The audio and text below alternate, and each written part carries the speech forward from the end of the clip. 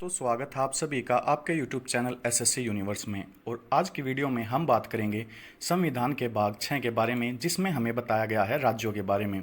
दोस्तों, राज्यों के बारे में बताया गया है आर्टिकल 152 से 236 के बीच में।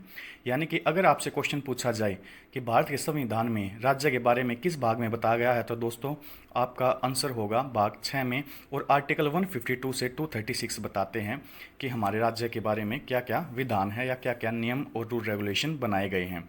इसी के साथ दोस्तों मैं आपको आपकी जानकारी के लिए बता दूं कि यह संविधान का दूसरे सबसे बड़ा भाग है और हमारा जो पहला सबसे बड़ा भाग है वह है संघ। दोस्तों, राज्यों में आते हैं सबसे पहले राज्य की कार्यपालिका या एग्जीक्यूटिव ऑफ स्टेट्स, जिसके बारे में बताया गया है आर्टिकल 153 टू 167 के बीच में। दोस्तों, इसी के साथ इसका एक दूसरा भाग है जिसके हम इंग्लिश में बोलते हैं लेजिस्लेटिव डिवीजन या विधानमंडल। आर्टिकल 168 टू 213 के बीच में हमें बताया गया है लेजिस्लेटिव डिवीजन के बारे में। इसी के साथ दोस्तों राज्य में आते हैं राज्य की जुडिशरी, जिसके बारे में बताया गया है आर्टिकल 214 से 231 के बीच में।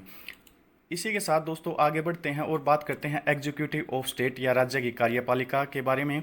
जैसा कि मैंने आपको बताया आर्टिकल 153 टू 167 के बीच में इसके लिए रूल रेगुलेशन दिए गए हैं। इसमें दोस्तों बताया गया है कि राज्य की कार्यपालिका में एक गवर्नर होगा, council of minister of state होगी, चीफ मिनिस्टर होंगे और advocate of general of state होंगे। यानी कि जो राज्य की कार्यपालिका है वह चलेगी राज्यपाल से, मंत्रिपरिषद से, मुख्यमंत्री से और महाधिवक्ता से। इसी के साथ दोस्तों आता है लेजिस्लेटिव डिवीजन या विधानमंडल। दोस्तों आर्टिकल 168 टू 213 के बीच में इसके बारे में बताया गया है। दोस्तों यह राज्य में संसद की तरह काम करती है। इसी में होता है दोस्तों गवर्नर, जो आर्टिकल 153 में आता है, लेजिस्लेटिव असेंबली जो आर्टिकल 170 में दिया गया है, और यह दोस्तों लोकसभा की तरह कार्य करती है। इसके बाद दोस्तों आता है लेजिस्लेटिव काउंसिल, जो आर्टिकल 171 में आती है और उच्च सदन या राज्यसभा की तरह कार्य करती है। इसके बाद आता है दोस्तों हमारे संविधान में आर्टिकल 214 से 231 के बीच में राज्य की जुडिशरी या राज्य की न्यायपालिका, जो चलती है दोस्तों हाई कोर्ट से या उच्च न्यायालय से। चलिए दोस्तों हम बढ़ते हैं आगे अपनी वीडियो में और बात करते हैं आज के अपने टॉपिक राज्य की कार्यपालिका के बारे में या एग्जीक्यूटिव ऑफ स्टेट के बारे में। इसमें दोस्तों सबसे ज़्यादा दिया गया गवर्नर के बारे में, और आर्टिकल 153 स्टार्टिंग में हमें बताता है कि there will be governor for each state, या सभी राज्यों के लिए एक गवर्नर होगा। इसी में दोस्तों बताया गया है कि कार्यपालिका शक्ति राज्यपाल के हाथों में होगी। The executive power of state shall be rest in governor according to article 154। इसमें बताया गया दोस्तों कि कार्यपालिका की सभी शक्तियाँ राज्यपाल के हाथों में होगी और राज्य का शासन राज्यपाल के नाम से चलेगा। इसके बाद दोस्तों आता है आर्टिकल 155, जिसमें बताया गया है अपॉइंटमेंट ऑफ गवर्नर या राज्यपाल की नियुक्ति के बारे में। दोस्तों मैं आपको बता दूं कि राज्यपाल जो राज्यों में होते हैं वो इलेक्ट नहीं किए जाते, वो अपॉइंट किए जाते हैं, और संसद के द्वारा इन पर इम्पीचमेंट और रिजाइन करने के लिए विवश नहीं किया जा सकता। यानी कि हम कह सकते हैं इन पर इम्पीचमेंट नहीं लगाया जा सकता और ये रिजाइन नहीं दे सकते। दोस्तों इनका चुनाव नहीं होता, ये सीधे राष्ट्रपति के द्वारा ही नियुक्त किए जाते हैं। इसके बाद दोस्तों आता है राज्यपाल की रेजिग्नेशन एंड ट्रांसफ़र। दोस्तों तो इनका रेजिग्नेशन और ट्रांसफ़र सिर्फ प्रेसिडेंट के हाथों में होता है। इसके बाद दोस्तों आता है आर्टिकल 156, जिसमें बताया गया है टर्म ऑफ गवर्नर या जो हमारे राज्यपाल हैं उनके कार्यकाल के बारे में। दोस्तों इनका कार्यकाल होता है 5 वर्ष तक, या फिर अगर हम चाहें कि जब तक राष्ट्रपति चाहें तब तक इनका कार्यकाल होता है, या हिंदी में हम कह सकते हैं कि राष्ट्रपति के प्रसाद पर्यंत तक राज्यपाल बने रहते हैं। इसके बाद आता है दोस्तों आर्टिकल 157, जिसके में बताया गया है एलिजिबिलिटीज़ या योग्यताओं के बारे में, कि जो हमारे राज्यों के राज्यपाल होंगे उनकी योग्यताएं क्या क्या होंगी। तो इसमें दोस्तों सबसे पहले जो मेन एलिजिबिलिटीज़ हैं या योग्यताएं हैं वे हैं must be a citizen of India, या वे भारत के नागरिक होने चाहिए। मिनिमम एज जो होगी दोस्तों वह होगी उनकी 35 ईयर्स। इसके बाद दोस्तों बताया गया है not on the post of profit, कि या वे राज्यपाल बनने से पहले किसी लाभ के पद पर नहीं होने चाहिए। दोस्तों उनकी योग्यता होगी कि विधानसभा के सदस्य होने की दोस्तों उनमें एक यह योग्यता होनी बहुत आवश्यक है, या इंग्लिश में अगर हम बात करें तो eligible for the member of legislative assembly. इसके बाद दोस्तों आता है not be in the same state, यानी कि वह उसी राज्य के नहीं होने चाहिए जिस राज्य में उनको राज्यपाल नियुक्त किया जाएगा।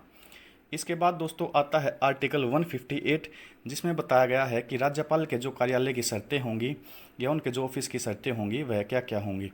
दोस्तों इसमें सबसे पहले आता है कि वह विधानमंडल के किसी भी सदन के सदस्य नहीं होने चाहिए।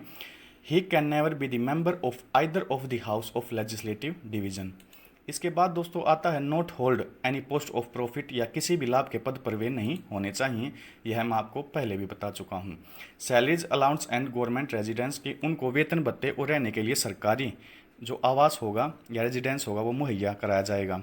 दोस्तों एक ही व्यक्ति को 2 राज्यों का राज्यपाल नियुक्त किया जा सकता है और प्रेसिडेंट ये डिसाइड करते हैं कि किस राज्य का कितना % भाग वेतन के रूप में उन्हें दिया जाएगा।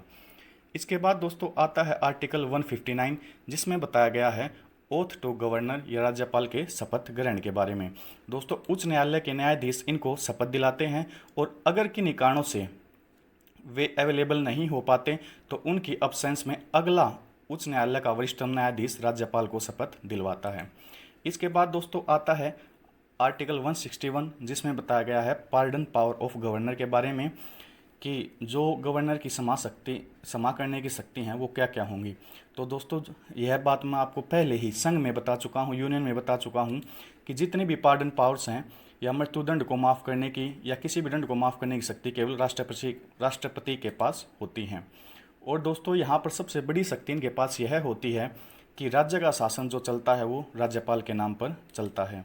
इसी के साथ साथ दोस्तों ये विभिन्न डिपार्टमेंट्स में अलग अलग पदों पर नियुक्ति करते हैं, जैसे कि राज्यपाल नियुक्त करते हैं मुख्यमंत्री को, राज्य के मंत्रिपरिषद को, जिले के न्यायाधीश और वकील को, या हम कह सकते हैं कि governor appoints CM, council minister of state, जज ऑफ डिस्ट्रिक्ट कोर्ट और एडवोकेट जनरल। इसके बाद दोस्तों आता है आर्टिकल 163, जिसमें बताया गया है कि there will be a council of minister to give advice to governor, यानी कि राज्यपाल को सलाह देने के लिए एक मंत्रिपरिषद होगी। इसके बाद दोस्तों आता है आर्टिकल 164, जिसमें बताया गया है CM is appointed by governor, या जो मुख्यमंत्री की नियुक्ति है वह राज्यपाल के द्वारा की जाएगी। और इसी में दोस्तों बताया गया है कि council of minister by governor with advice of CM, यानी कि जो हमारे राज्यपाल होंगे वो मंत्रिपरिषद में मंत्रियों की नियुक्ति करेंगे मुख्यमंत्री की सलाह से, जैसे यूनियन में राष्ट्रपति जी नियुक्ति करते हैं मंत्रियों की पीएम की सलाह से।